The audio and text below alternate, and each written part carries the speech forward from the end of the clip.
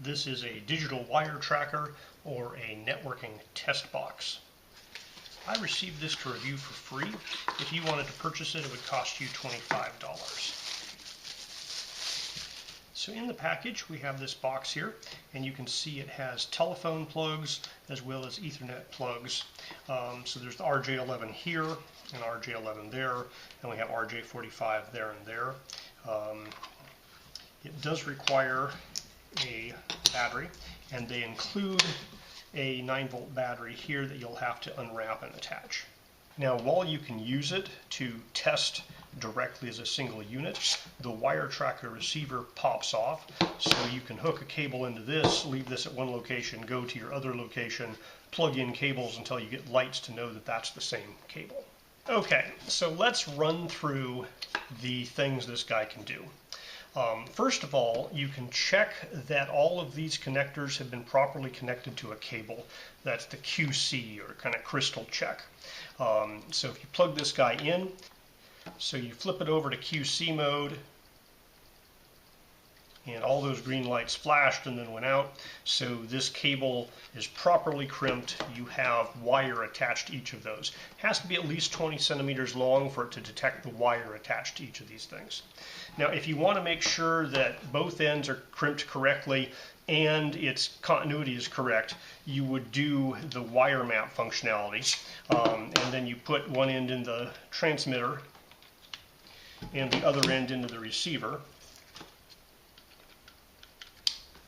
And it basically goes through each of these wires in sequence, and as long as you get a green light all the way through and wraps back around and none of them are blank, you know that those wires are connected appropriately. Now, it also has a flash function, and this is the basic ET515 model. So this flash function will work on 10 and 100 megabit switches, but it will not work on a gigabit switch. So if you want one of these that works on the gigabit switch, you need to buy the updated model.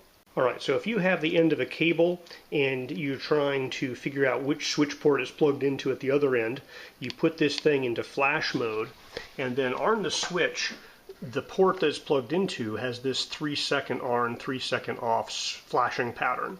And as a reminder, that only works on 10-100 switches. So if you have a gigabit switch, you need to get the fancier version of this that has a flash port that works with gigabit switches. Of course, the other way to trace a cable down is to leave this guy in wire map mode. And in wire map mode, it's basically sending signals one at a time. And then you go to the cables at the other end, and one at a time, you plug them into the receiver.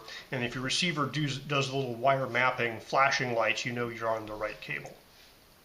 But that does require you unplug each cable, plug it into the receiver to test it.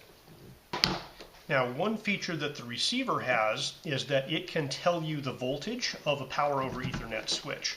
So here is a power over Ethernet switch, and you can see here it is a 36 volt system because the 3 and the 6 are flashing, and that's capable up to 60 volts.